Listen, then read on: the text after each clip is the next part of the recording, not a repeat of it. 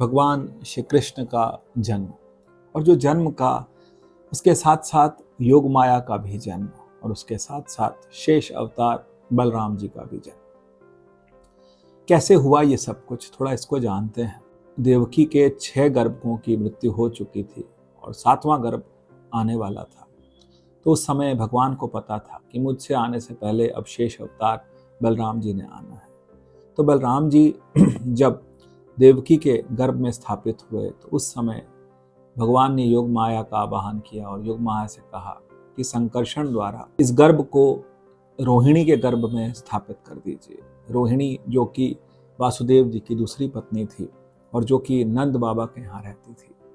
तो संकर्षण विधि द्वारा एक गर्भ को दूसरे गर्भ में स्थापित किया गया और बलराम जी का जन्म रोहिणी के गर्भ से नंद बाबा के यहाँ नंदगांव में पहले ही हो गया।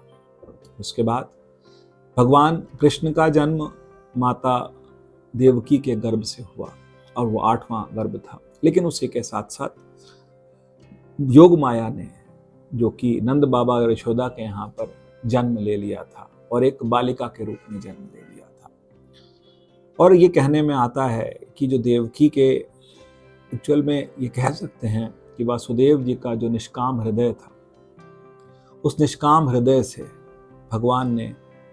भगवान स्थापित हुए देवकी के गर्भ में। किसी वीर्य द्वारा नहीं हुए, वो हृदय से स्थापित हुए देवकी के गर्भ में। और जब भगवान उत्पन्न हुए, प्रकट हुए, क्योंकि रामायण में भी आता है प्रकट कृपाला, तो भगवान चतुर्भुज रूप में प्रकट हुए।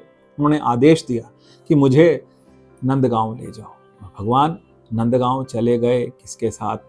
वासुदेव जी के साथ। बहुत भयंकर बारिश थी, बहुत मौसम खराब था, यमुना अपने उफान पर थी और उस समय भगवान का जन्म हुआ। और वो भगवान को लेकर के वासुदेव जी जब नंद बाबा के यहाँ पहुँचे तो वहाँ कन्या का जन्म हो चुका था।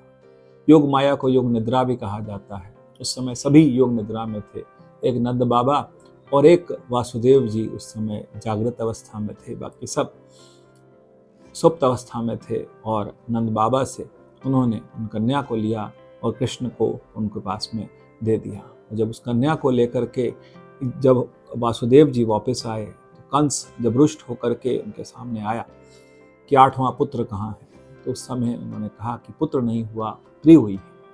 और ये पुत्री जो थी, ये पुत्री योग माया थी। और जैसे ही कंस ने उन्हें हाथ में लिया और हाथ में लेने के लिए मारने की कोशिश करी, उसी समय योग माया जो थी वो आकाश में चली गई। और आकाश में जाकर के उन्होंने कहा कि मैं तेरा मारने वाला तो पहले ही जन्म ले चुका है।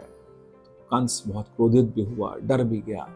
और इन्हीं योग माया के लिए देवी भागवत में भी आता है और दुर्गा सप्तशती में भी आता है, नंद गोप गहे जाता यशोदा गर्भ संभवा ततस्थो नाशयिष्यामि विंध्याचल निवासी। उन्होंने विंध्याचल में निवास किया, विंध्याचल में निवास करने भगवान ने योग माया से कहा भी कि आपको अब इसके आगे पूजा जाएगा भद्रकाली के रूप में, दुर्गा के रूप में, विजया, वैष्णवी, कुमुदा, चंडिका, कृष्णा, माधवी, कन्यका, माया, नारायणी, ईशानी, शारदा एवं अंबिका के नाम से आपका पूजन होगा और आप देव माया के नाम से, योग माया के नाम से जाने जाएंगे। योग माया तो आकाश में अनंत में चली गई, लेकिन भगवान श्री कृष्ण का जन्म हुआ और जन्म होने के बाद वो नंद ग्रह गए। और वहीं पर कई लोग कहते हैं कि जन्माष्टमी 2-2, 3-3 दिन क्यों मनाई जाती है।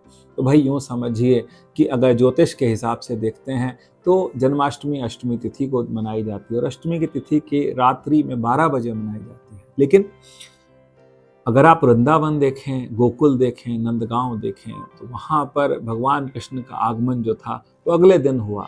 तो वहाँ उत्सव मनाया जाता है, नंद घर आनंद भयो जय कन्हैया लाल की। तो यहाँ पर नंद उत्सव जो है वो अगले दिन मनाया जाता है। तो बहुत भ्रम में ना पड़े, जिस दिन आपके नज़दीक का मंदिर में मनाया जा रहा है उसी दिन आप भी मना लें, क्योंकि उत्सव है। उत्सव एक दिन नहीं होता, उत्सव तो बहुत दिनों चलना चाहिए।